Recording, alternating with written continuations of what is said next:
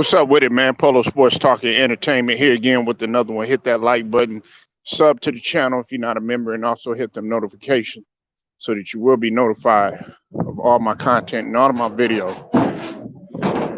Look at how happy these young gunners are. Look at them. You know, it's easy for me to get up on here and constantly talk about LeBron James, not knocking anybody else. You know what I'm saying? Because there's a point. Uh, I think when they talk about LeBron James and the Lakers, struggling and everything. But to be honest with you, I really don't want to hear about that shit because truth be told, the Minnesota Timberwolves actually have a bright future ahead of them. Okay, just the other day, Karl Anthony Towns, we know, put up 60 points. Everybody been having these 50 and 60-point games and stuff. But the thing about it is that you got to realize is that Minnesota has a chance right now to actually be a sleeper and to sneak up on some people. Right? Listen, since the break in the last 10 games, they're 8-2. All right. And I know nobody's really talking about them and taking them serious and everything. Listen, this isn't the same Minnesota Timberwolves team that you could look at like in the Orlando Magic or like a Sacramento Kings or even the OKC. Can't look at them like that. They are seventh right now in the West, if anything hasn't changed. Right? They're 40-30. 10 games above 500, y'all. Now look, I'm not saying that they're going to win the motherfucking championship. That's not what I'm saying. Okay? I think some people get that misconstrued and they tend to get fans out of place and riled up and be prisoners of a person's words. That's not what I'm saying. I'm not saying they're going to win no championship or anything like that, but they have a bright future ahead of them. All right. Now we know about Karl Anthony Towns. We know about him being one of the best big men in the league. When we were talking about big men the other day, how could I forget about Karl Anthony Towns and the work that this guy has done tremendously? I know he doesn't play the style that you want him to play. They want him to be always inside traditional big man. They even had a problem with him entering in the 3-point contest, in which many people thought it was very unorthodox, much like the big men that you see today have an unorthodox game. Example of that is Jokic. But it's working for them. And Karl Anthony Towns, whether you want to say it or not, and whether you want to believe it or not, he might not be leading the way that you want him to lead, but he's leading these young guys. They got some veteran additions in Patrick Beverly, who, like I've said before, about an Odell Beckham in football going over to the Los Angeles Rams. He's been a model citizen, and he's been over there. And Patrick Beverly has always been one of those inspirational type of players to kind of look at, and he does it for the blue collar people, does the dirty work, don't complain, just want to win games, right? But let's go ahead and let's go a little bit deeper, right? Let's go a little bit deeper. You got a guy in Anthony Edwards. Listen, I was highly critical of Anthony Edwards. Very disappointed in him, especially after the draft and what he had said about. I'm not going off the original quote or anything, but he was basically saying that his love for basketball isn't on his list. It wasn't number one, and didn't really feel like basketball was was his focus right now. He had everybody. He had the basketball community, especially guys in the LDBC, looking at this motherfucker like, what? And it wasn't the type of what, like, nigga, are you crazy? You know, you for just saying that, but they're looking at you like, look at your fucking potential that you have in order to possibly be one of the top five players in the next generation carrying forward. What's up with it, Think Tank? I see you in the building. Shout out to ATL. Anthony Edwards has leapfrogged. And some people were disappointed in the fact that he didn't get the rookie of the year last year. Now, me, myself personally, LaMelo Ball deserved it. And the reason why is because LaMelo Ball's impact was much, much greater. Okay, I'm talking just last year as a rookie. But this year, what's up with it, Stephen Green? I see you in the building. You said Minnesota T-Wolves look great. They're having fun playing together as a team. Minnesota can be the fourth seed in the playoffs. Well, I disagree with you with the fourth seed. I don't know about that, but they could possibly be a sleeper. Okay, I'm not going to get ahead of myself because we are talking about a team that sometimes tends to struggle, and we are talking about a young team too. We're talking about a young leader and a young team. So let's put that in perspective too. However, they are on the come up, and everybody's been. Let's let's also approach things from a front office perspective too, because many of you y'all just look at players and you look at coaches. Nah, I gotta look at the front office too. Since A-Rod came over, right? Uh, Larko, Mark Larko took a lot of criticism about the KG situation, and even having Coach Tibbs in the front office at one point took a lot of criticism. But A-Rod has came in there and said, hey, he has brought that Yankee mentality that he once had when he was playing baseball, and say, look, we're gonna turn this thing around. Now, me myself personally, do I want KG a part of that organization? You better believe it. I want him more a part of the Minnesota organization than I do with the Boston, and that's no knock on Boston, because KG wanted, A-Rod was interested in KG coming to work with him. Yeah, exactly, exactly. Think tank. We see everybody just looks at, oh well, just the players, the players, the players. Think about Phoenix, right?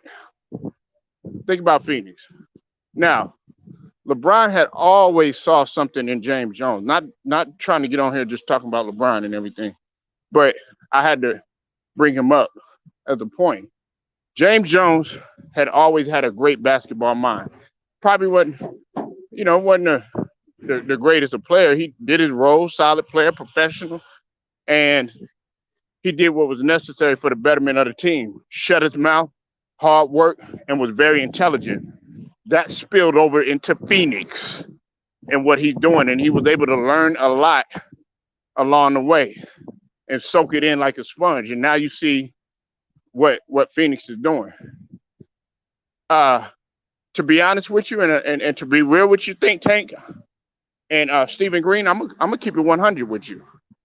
Phoenix structure, everything from the front office down to the coaching staff, the training staff, blah blah blah, and all the way down to the player personnel. They are setting a blueprint. The Minnesota Timberwolves are on the come up. You know, I've already said this about the LA Clippers, and they're above the LA Clippers right now, even though the Clippers have been struggling in terms of what they've been going through. You're surprised that they're even as high as they are. And that's what people have said about the Lakers. But you got to look at, Minnesota, the teams like Minnesota and the Clippers too as well. So yes, Alex Rodriguez has came into this franchise and has made his mark, whether you want to believe it or not. They have a great young core that could actually do some damage. Now, let's just look let's look into the future just a little bit. Like, and I'm talking about in next month or so. Now, could they surprise some teams? Absolutely. Because when you play a team like Minnesota, let's say let's say a good team plays a team, one of the elite teams in the West, play a team like Minnesota. The pressure's not going to be on Minnesota, as I said before, and like I said with Memphis last year. People thought I was crazy when I mentioned Ja Morant. People thought I was fucking crazy for saying that Memphis is going to win. I said that. They thought I was absolutely crazy. And I said the pressure is not on the Memphis Grizzlies and Ja Morant. It is on Steph Curry. You know what I mean? So then now you look at a team like Minnesota. Ain't nobody thinking about Minnesota. Nobody thinking about Minnesota. Nobody's talking about Minnesota. Nobody got them on their radar or anything, and not realizing that these guys are 40 and 30. Yet and still, they still talk about the Lakers. It's a whole nother story. Think Tank, you said the team will had to stop being a launching pad for stars to jump to other teams and win titles, etc. Needed a culture of grit and grind and trying to win. Absolutely, absolutely. And see, that's the only way that you're actually going to make your stamp noted. Listen, the reason why I tell people that it's good to watch this Showtime documentary is because, at one point in time, they weren't taking the Lakers seriously. They weren't. They were not taking the Lakers seriously. They took them seriously maybe back in the days, but the franchise that they were taking serious was the Boston Celtics during that juncture. And Red Auerbach went went to so much as to disrespect the late great Jerry Buss. Red Auerbach was like, "You guys are never gonna win. Nobody's taking you seriously." Dropping a cigar in the middle of, at that time, the Great Western Forum, and just disrespecting him and the Lakers organization, right? And that's when Dr. Jerry Buss, got on the table, called a meeting, and told everybody, "We're going to turn this fucking thing around. Everything's got to be about winning, changing the image." And my point is, that's what the T Wolves are doing. That's what they're trying to do. Where you used to look at T Wolves after KG had left as a laughing stock, things of that nature, can't look at them like that anymore. You can't. Why do you think people have Karl Anthony Towns above AD? It, it's not okay. AD, when he's healthy and everything like that, guess what? From a talent perspective, yeah, you could argue that. You could say that AD is better and everything like that. But what separates them two is the durability factor and the availability factor and the leadership factor. Karl Anthony Towns has been through the ups and downs. People wanted Karl Anthony Towns because he was such a humble spirited guy. But at one point they mistaked his humbleness as being soft. And Karl Anthony Towns, in my opinion, he's not soft. I think he had that stigma on him too when Jimmy Butler had went over there too. Karl Anthony Towns has been able to grow personally with everything that has taken place in his life. We all know it. We know what went down. We know the adversity and the trials and tribulations that he's had to go through. We know that Anthony Edwards is seen as that next big product. I could foresee him and Ja Morant and LaMelo Ball taking over the league along with Luka and some of the other young cats. And with Philly, with us, there was once trust the process. You got to say the same thing about Minnesota. You said certain franchises in sports are used to get a big payday and leave for bigger market. The Suns did that instantly with CP3 and a coach. Now Phoenix is a place free agents will sign to. Exactly. An example of that is JaVale McGee. An example of that is Biombo, right? An example of that is Landry Shamet. That you're on point with that, Tank, because Phoenix was once what a I'm not going to say a laughing stock, but they weren't taken seriously. They had the talent.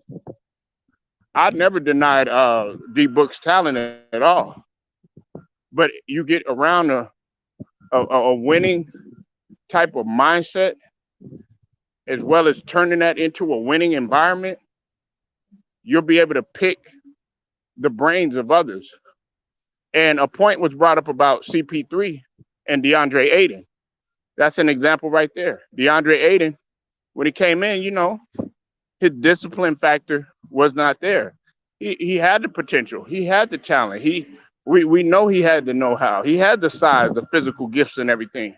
But it was the mental.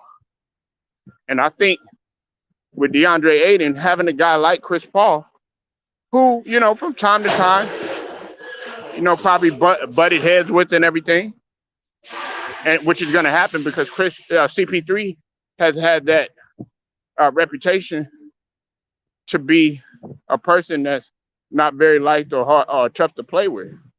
But that mindset has spilled over, believe it or not, with Phoenix. You said we don't give Towns uh, enough, especially what happened to his mom, to ball and being in a mental space. Yeah, exactly. Now you want to talk about mental health?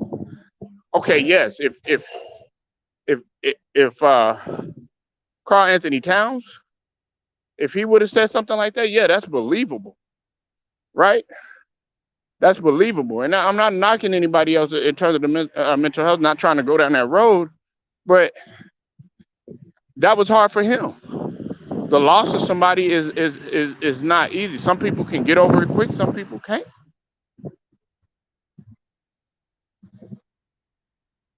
Yeah, you talking about Eric Bledsoe. And look, and this is my last point, and then after this, I got to chop out. That's a very good point, Think Tank. Man, listen, when Eric Bledsoe had first came into the league, they were actually projecting him to be one of the stars, a superstar, to, be a perennial all-star, this and that. It didn't happen like that. Eric Bledsoe's attitude was just not right. You know, I mean, you got to give him respect. He had a great collegiate career, and he came into the league with somewhat of a buzz and everything, a nice little buzz. But you see, some players' attitudes, they are the curse for them, and it tends to be their downfall. So I appreciate y'all for pulling up. Like the video, share it, subscribe, hit them notifications so that you will be notified. Polo Sports Talking Entertainment, man. Let me know what y'all think. I'll holler at you later.